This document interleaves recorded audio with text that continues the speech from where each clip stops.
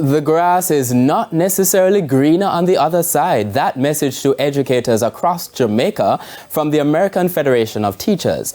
The caution comes on the opening day of the Jamaica Teachers Association's 59th annual conference. Our reporter Sandy Williams is covering the conference and filed this report.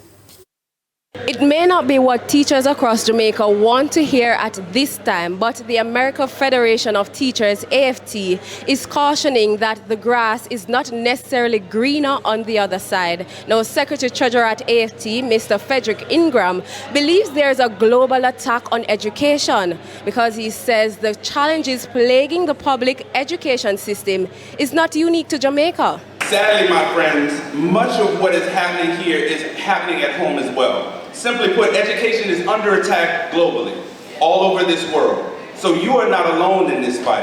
As we speak, the basic principles of diversity and inclusion are being undermined in classrooms across the United States of America.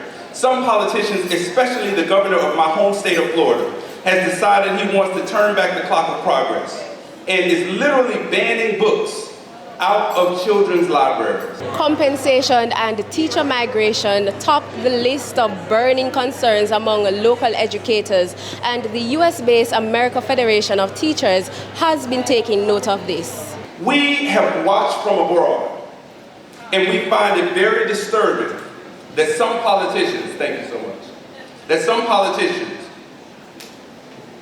have chosen to undermine public education rather than adequately invest in schools and kids' learning.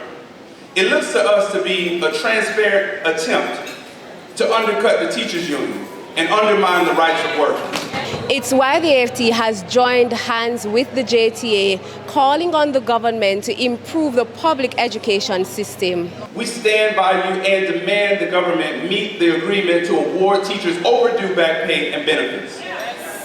It is no more, no less than what you truly are owed to and for your years of dedicated service to the community. Reporting from the Jamaica Teachers Association's 59th annual conference in Negril, I'm Sandy Williams for TVJ News.